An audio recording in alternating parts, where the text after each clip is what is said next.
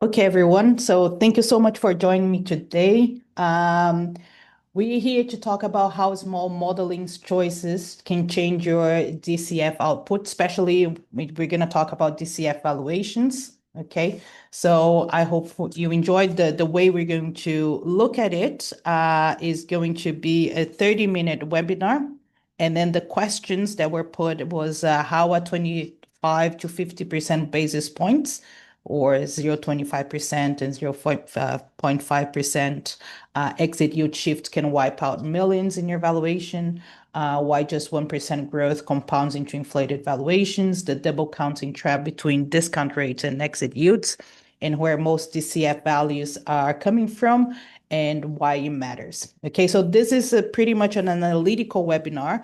I will go through some of the modeling techniques in order for you to think about how you would do this sensitivity analysis.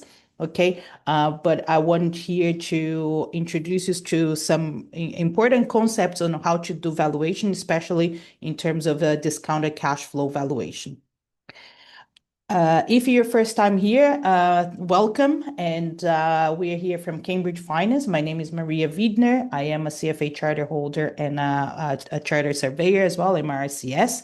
I am the founder and principal trainer here at Cambridge Finance. And here at Cambridge Finance, what we do is we do a lot of financial modeling, financial analysis, valuation. So we specialize in real estate finance from an advisory perspective and also consultancy and very strongly in training as well.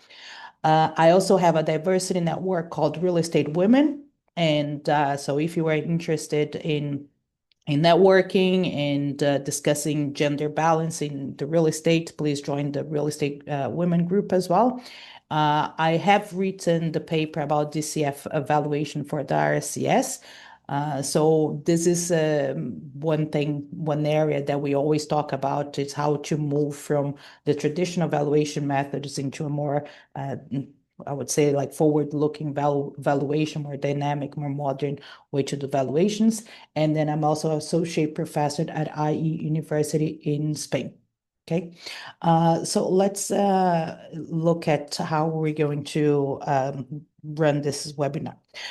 So the first question I'd like to address is how we're going to test this exit yield and how this exit yield can have a huge impact on the value of the property today.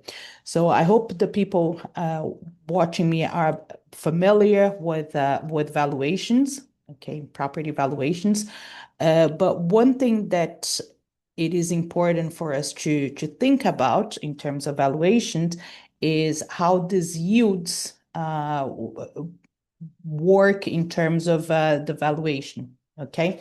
So when we talk about valuation, we need to look at mainly two yields, the going in yield, the going cap rate, and the going out cap rate, exit yield. So the initial yield, the exit yield, or the going in cap rate and going out cap rates. Okay, so this terminology is they're the same. It's just that sometimes in UK, in Europe, we call it yields, and then in America, other parts of the world, we tend to call it the cap rate. Okay, so this is the main drivers of valuations. So when we talk about how exit yields can have an impact on your values. So what is important for us to understand is how these yields are formed. And these yields are formed how? So we have here for the initial yields, we have it is formed as the risk-free rate. Okay, so the risk-free rate is the bond rate. We tend to match the bond rate with the holding period. So 5 years if your holding period is 5 years, 10 years if your holding period is 10 years. So in the UK, it is the gilts. So we call it like 4.5%. So the government bonds yield, so around 4.5% today. And then we need to think about how much more, what is the risk premium? And then from because risk-free rate means that there is no risk, but then if you're investing in property, then it means that you're going to have a risk premium. And then you have the rental growth. And then the risk premium and the risk-free rates are going to be added. So they are cumulative, whereas the rental growth will be the decreasing the yields, okay, because the rental growth will make sure that this growth is implicit in your yields. So therefore, in order for us to calculate yields going in or going out, is always the risk-free rate, the risk premium minus the rental growth. Okay, so this 2% here is what we expect the rental growth to be from the time that we buy until the time that we sell. So we're expecting here 2% growth. And then we have the exit yield, and then the exit yield is the same process. However, what we need to think about is what is the exit yield in terms of the expected values when we sell. So in our case here, we have a holding period of 6 years. So my exit yield at the time is going to be compounded by the risk-free rate that I think is going to be in 6 years' time, the risk premium in 6 years' times, and the rental growth in 6 years' times. Okay. And then in our case here is going to be 7%. So it's still going to be the risk-free rate, the risk premium, and the rental growth.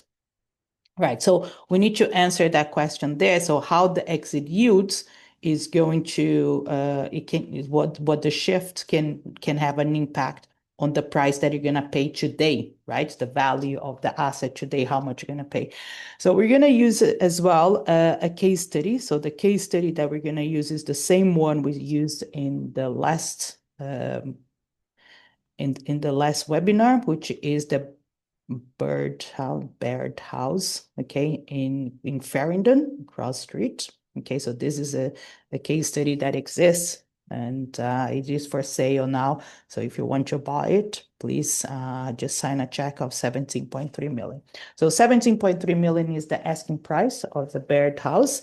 And we're going to assume that this 17.3 million is what we call the market value. Okay, so this is being advertised for 17.3 million, and this is going to be the market value. So how do we go? So the first challenge here is like we need to make sure that this 17 million here will match what we call the investment worth of this property. So 17.3. So that means that the net worth here is going to be 17.3. And how do you go about it?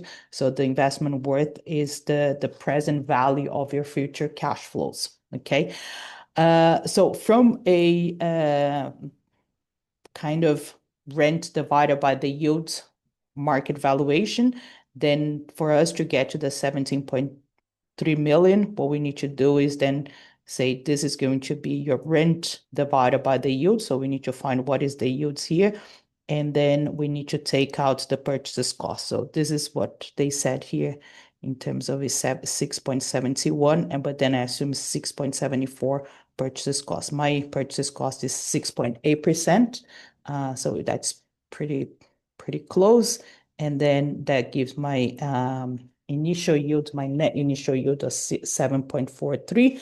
And then that gives a net value of 17.3 million. Okay, so this is the value if you apply the rent divided by the yields. Now, what's the situation here? The situation is that what we need to find out is what is this value here from a cash flow perspective, because from a rent divided by the yield, we know what it is, but then from a cash flow perspective, it means that we need to forecast all the income, right? So we need to forecast all the tenants that they have there. So the tenants paying all this rent. So in this brochure here, they say what's going to be the tenants. So here in the brochure here, they tell us who the tenants are. Okay, so if you go here, if we tend to find tenancy schedule, then in the tenancy schedule, you can find here, okay, so this is my tenancy schedule. So you have all those tenants here, and then you have when the rent started, when it's going to expire, if you have any breaks, what is the rent now, rent per square foot, okay? And then what we need to do is find out what is going to happen if on the lease expires or if you have rent reviews as well. Doesn't seem to be rent review. So then like what is going to be the rent after this lease expires, because you're not going to leave it empty. Okay. So we've done this process here. Okay. So this is the tenancy schedule that we have here. and then we go, and then we need to make assumptions for the tenancy schedules when the tenants are going to come in and out. And then we get here to the forecast of the rents. Okay, so in our case here, these are the rents, including, if you have any vacancy periods, if you have any rent-free periods. Okay, so we need to make sure that everything is cash flowed. And then this is going to be my cash flow here on a quarterly basis. Okay, and then once I bring everything to the net present value, this should give me the value from a cash flow perspective. So what I did here is that I have then put this 17, try to match the price that is it is now from rent divided by the yields, or NOI divided by the cap rate basis, with the discounted cash flow. So now that I explained this, I need to explain to you how we're going to go about analyzing the impact of 25 basis points into your exit yield, and what's the impact on the valuation as it is now, i.e. how much you should be paying for this asset today, because they're asking for 17.3 million, but it doesn't necessarily mean that you need to pay 17.3 million. This is like, okay, this is the ballpark figure that the seller is wanting to achieve, or the broker is saying, okay, this should be the market value. However, if you are buying it, you're going to have different assumptions. So you need to see, like, is 17 million what a good deal or not? So that's the investment worth. So my exercise here was pretty much to try to match the asking price, the net value, with the net worth. So that's the market value. So we need to then think about the exit yield. So how we're going to go about the exit yield. So I did here what we call a sensitivity table. Okay, a sensitivity table. And as you know, the exit yield is not like a just one-off. It doesn't just appear, the exit yield, right? How much you're going to sell it for. So you need to think about. So it's going to be an interaction between the risk-free rate, okay, so the government bonds at the exit point, the risk premium, okay, so how people are perceiving this exit yield, the market in general, and what is going to be the rental growth. So generally speaking, the risk premium, if you're just buying this asset and holding it, the risk premium should increase a little bit, because property assets, they depreciate, because we have because property depreciates. Land doesn't depreciate, but property depreciates. Okay, so we need to think about this depreciation. And then one important part of the investment analysis in property is this idea that the leases get shorter. So the lease is getting shorter because if the more the time goes by, the shorter is going to be the leases. And the shorter the leases, the more is going to have risk in your income profile, because you have to think about vacancy, you have to think about getting another tenant, and so on and so forth. So all things equal, the more time lapses, the higher will be the risk premium, because of the depreciation and the leases being shorter. And then in terms of rental growth, it's the same thing. So we have to think about, okay, so we expect the rental growth to be very strong in the beginning, because the building has just been refurbished, people want to be in this building. However, the time goes by, and then there is the depreciation kicking in as well. So there is this kind of a double. You have to think about, like, what is the impact of depreciation on the exit yield, and also what is the impact of depreciation on the rental growth. Okay. So in our case here, we say, okay, it's going to be my expected risk-free rate is going to be 3.65. So this is for us to match from a DCF basis the market value as of today, with the rent divided by the yield. So the expectation of the market is that the risk-free rate is going to decline, and it's going to decline by 100 basis points. So that's the market expectation. And then the risk premium is pretty much the same, is slightly higher because of the things I said. And then the rental growth as well is going to be lower because of the depreciation as well. So there is, you need to think about those factors. And then we're going to have an exit yield here of 7%. So that's our base case, okay? So here, what we want to do here is to say, okay, what is the impact of increasing or decreasing this exit yield? And then, as we're gonna see, the decrease or increase of the rest of the yields is going to be a function of the shift of the yield curve, the risk-free rate, and also the risk premium for the property. So the idea is how the market is perceiving how investing in property. So if there's a lot of liquidity in the market, if there's a lot of people wanting to buy property, then it means that the risk premium will decrease. But if the market is pretty stale, nobody wants to buy property, then what happens is that the risk premium will increase as well. Or there's like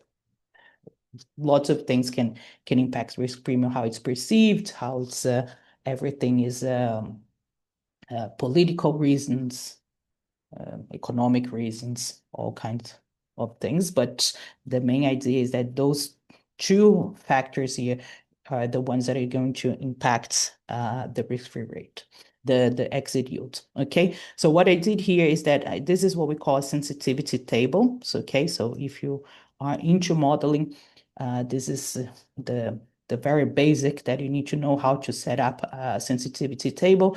And then what is doing here is saying, okay, what is the impact of the risk-free rate change? So our base case here is that our risk-free rate is going to be 3.65%. Yeah, so that's my assumption on the risk-free, so 365, and my assumption on the risk-free on the risk premium is 5%. So then, therefore, in my base case, where I think the risk-free rate is 365%, 365%. So that's my risk-free rate.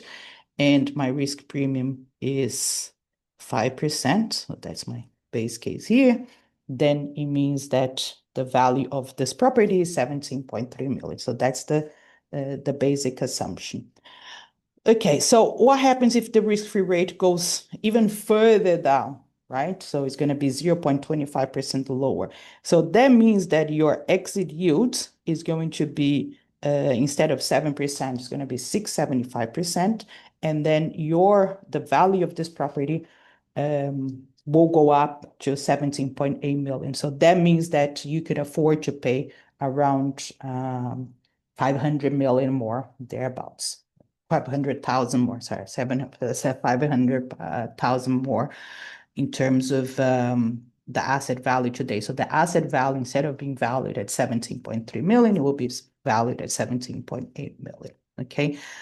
And the risk-free rate, so if you think the bond rate, the interest rates will go back to what it was once upon a time, much lower, so minus 0.5%, then it means that your exit yield is going to be 6.5%, and then the value will be 18.3%. So if you are pricing this asset for an exit yield of 2.65%, because once upon a time we did have interest rates at 2.65, even lower, zero sometimes. If you think that the economy is going to shift that way, then absolutely, then this is going to be your asset value. So then you can you could afford to pay 1 million more. So instead of paying 17.3, you would be paying 18.3 million.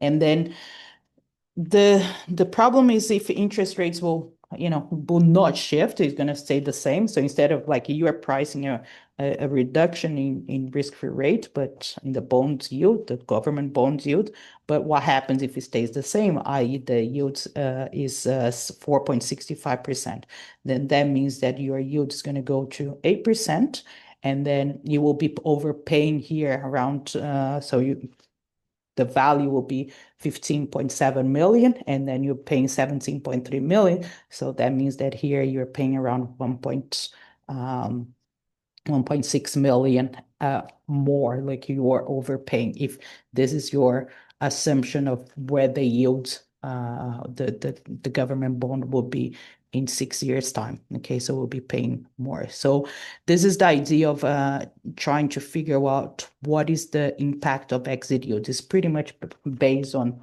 what do you think the level of interest is going to be at the exit? And the same thing with risk premium, okay? Risk premium, um, it's less volatile than the risk-free rate, okay? But of course, it will change if depending on, like the appetite. So if you have like big shifts, like we have Brexit, we have COVID. So if you have big shifts, then the perception of the assets will change. So that's what will make risk premium change as well. So you could do this analysis and say, okay, what happens if the risk premium change to 0.5% or 50 basis points? Okay, so if you still think that this is your base case, that the interest rates will go down, but you think there is going to be a possibility that people will perceive property as a riskier than it is today, or this asset is going to be riskier than it is perceived today because of the shorter leases, because of higher depreciation, then if you think that this risk premium could go up, then you need to think about how much you will pay now. So you're paying now 17.3 million. So then maybe if you think that the risk premium will go up by 50 basis points, then that means that you're paying around 1 million more than you should be. So which is the investment value, the market value, as in your perception. Okay, so and then of course you can look at it in conjunction. So what happens if the risk-free rate reduces, but the risk premium increases? So if you think that the risk-free rate will reduce by 0.25%, but the risk premium increased by 0.25%, this shift is going to cancel each other, so that's fine, okay?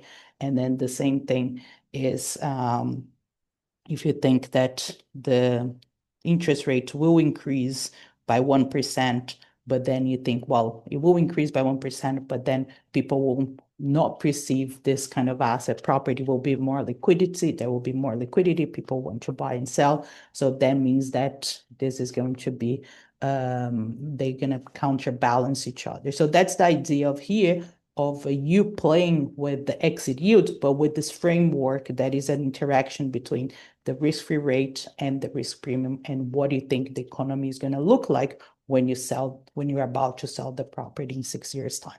Okay. Okay, so this is what I want to say. So you're going to need here a data table. Okay, so in terms of modeling, this is how I model it. So if you're interested, so this is a data table, what if analysis, so it's formulas, data, what if analysis data table, okay? And then what we have here is we have the shift between the risk-free rate and the risk premium. And the way I model this, and the way I model this is that I've added a sensitivity anchor, so to say. So this is going to be, if it is going to be 0 as a base case for risk-free and the risk premium, okay? And then I've added those zeros into my exit yield calculation, okay? So if you see here highlighted, so that means that these are the anchor tables. That's how you do sensitivity that is like relative instead of being just the exit yields as an absolute value. Okay, so this is what I want to say. Okay, Rush, we have 6 minutes. Now, the next question is 1% growth compounds into inflated valuations. Okay, so again, 1% growth is going to be, so here's my next sensitivity table with what is going to be the growth. So if our base case here is that the growth is going to be 1.65% growth from year 6 until infinity. So if this is the case, then your exit yield is going to be 7%. Your market value is 7.3, which is our base case. And then you're going to have an IRR of 7%, and that's your base case. So if there is an increase of growth rate, that means that the economy will do better. So if you're being optimistic about the growth rates in the future, so that means that your exit yield is going to decline. Exit yield down, asset values up. So good news for you if you have the asset. And then the value will be 19 million. So like growth rates 1% growth rate will have a very huge impact on your exit yields. And then you're going to have an IRR of 9.5%. Okay. And then everything accordingly. So 1% change in your growth rate, not the one that you are in, but what is expected in the future, will have an impact. So the first one is going to be 2 million. And then from 2.65 to 365 is going to be 3 million. 365 to 465 is going to be 4.5 million. So this is the 1% shift. So it's a 1% shift can have an impact of from 2 million to 7.5 million. So it's not, uniform. It's not going to be like 2 million, 2 million, 2 million, because you have the compounded growth as well. So that's the idea here of the changing in growth and the impact on the value of your assets. And the double counting trap between discount rates and exit yields. So the double counting trap here is pretty much how DCFs are constructed. Okay, so the discount rate is constructed. So for you to find what is your discount rate, you need to find out what is your WACC, your weighted average cost of capital. And then for you to calculate your weighted average cost of capital, you need to find out what is your cost of debt. Okay, so I put here 5%. Tax rate, I didn't put a tax rate here, and then your cost of equity here. So you're going to be in your cost of equity is a function, of course, of your risk-free rate, the market return. So what is the market return for assets like that today? So you're going to get here a risk premium of 5.5%. And then we assume that this is pretty much the average of the market, this kind of asset. So your equity cost is going to be 10%. Okay. And then we assume here a 60% loan to value. And then that means that your WACC here is 7%. Okay. So the main, I think, the double counting trap here between discount rates and exit yields is that pretty much because the higher the exit yields, the higher should be your discount rate as well, because they are all based on the risk-free rate. Okay, so they're based on the risk-free rate, they are based on the risk premium. Therefore, your discount rate will be pretty much based on everything is linked. Okay, so you can't just decrease your discount rate and increase your risk premium. So you have to think about them in tandem. You have to think about them that they are correlated, because they are a function of your risk-free rate, your risk premium. Okay, and then your discount rate is also a function of the risk-free rate and the risk premium. Okay, and then the discount rate is pretty much because the 7% here is because you need to take into consideration that is cheaper, yeah, because it's more secure. And then you also have to think about what is your loan to value. But that's the idea that you can't just say, okay, I'm gonna reduce my discount rate and not reduce my exit yield. Like they are part of the same benchmark, which is the risk-free rate and the risk premium. And also the risk-free rate, also here we put it the debt cost as independent from the risk-free rate, but actually it's also, everything is correlated with the risk-free rate, right? So if you increase the risk-free rate, you're going to increase the cost of debt, you're going to increase the cost of equity, and then as you're going to increase your discount rate. And as you increase your discount rate, you're going to decrease the asset value. So a small shift in interest rates will have an impact on both the exit yields, and is going to have an impact on the discount rate as well. So the more yields go up, the lesser the asset value, which you should be familiar with this concept. Okay. And then where the most DCF value actually comes from, okay, and why it matters. So you guessed it absolutely right. It depends a lot on the level of interest rates that we see in the economy. Of course, the appetite of investors as well, which is this idea of risk premium. Okay. But what I want to do here is just do like a quick analysis here, because the market value today, the net value is 17.3 million. Maybe you can see here is 17.3 million. Okay, so that's what the brochure is saying, 17.3 million. But if you PV if you present value the net operating income, the NOI, this value is 4.8 million. So you be paying, if you just want to receive the value of the income, the rents, for 6 years, you should actually pay 4.9 million, but actually you're paying 17.3 million. What is the 17.3 million? Is the residual value, okay? And what is this residual value? How much you're going to sell it at the end? So if you split this income stream between the income that produces in between time and the value of the property, what you're going to sell at the end, then normally the ratio here tends to be around 25 for the NOI and 75 for the exit value. So here in this case, we have 28% and 73%. So if you have like economies that where the yield is much lower, then this value will like the exit value will be even greater.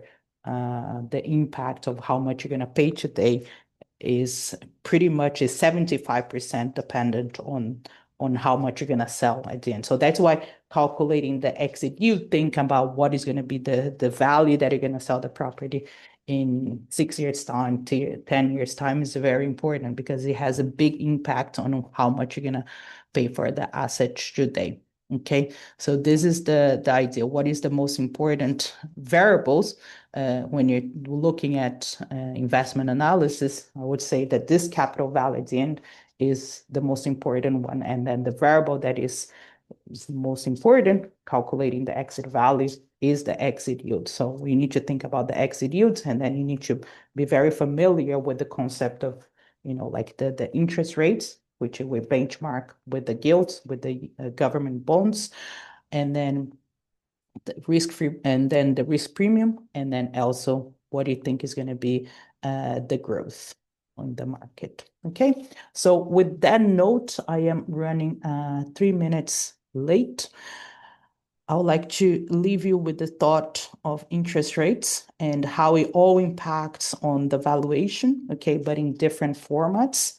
And you need to be comfortable with what is the discount rate, what is the WACC, what is the debt cost, what is the impact of growth in your valuation, what is the impact of your exit yields and the discount rates. Okay, how they are all driven by the same variables, which is the interest rate in the market, the government bonds. Okay, and how DCF is broken down between the NOI, the present value of the NOI, and the present value of your exit value. So I hope it gives you an idea of what all this impacts and how you're going to split this analysis in between the discount rates, the exit yields, the risk-free rate, the risk premium, and the growth rate as well. Because once we have this idea of how they all interact, then you can make bad investment decisions today. You can say, okay, 17.3 million is actually the market value, or actually it should be less, or it should be more. And having this concept is very important. Okay. What else I'd like to mention? Yeah, and always, if you are interested in finding out more from the valuation perspective, from the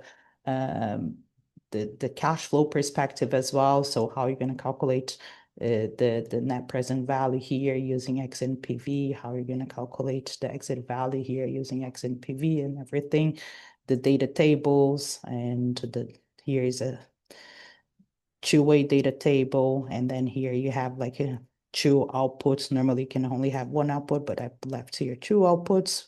because we need to look at the exit yield and the values, and then also the one-way data tables as well, which is just looking at the growth rate. So if you're looking to doing the analysis and also knowing how to set up those analysis from first principles, then of course come and I'll teach you everything. We're going to have a course in 2 weeks time.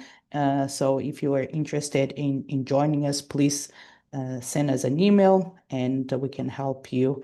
And if you're preparing for financial modeling tasks, recruitment processes, then we can help you with that as well. Okay, so I hope I'll see you.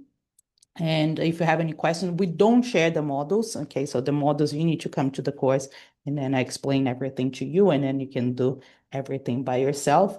But if you're interested in doing these models, then please reach out and then everything should fall in place. Okay, thank you very much. And I hope I'll see you at the next webinar next week on Tuesday. We're going to talk about AI and financial modeling as well. Okay, thank you. Bye-bye.